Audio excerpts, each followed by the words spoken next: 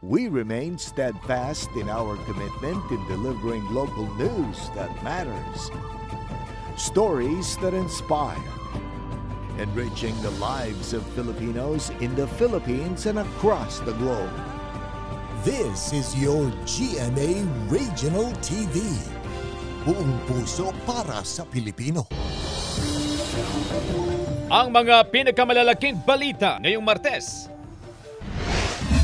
Magsasaka at alagang kalabaw, patay matapos tamaan ng kidlat. Motorsiklong galing sa drive-thru, sumalpok sa tricycle. Insidente sa pool sa CCTV. Bahagi ng lupa sa ginagawang access road sa Calasiao, Pangasinan, gumuho dahil sa mga pag-ulan. At 2,000 kilo ng isdang malaga, inihaw at nilantakan sa Bugay, Cagayan.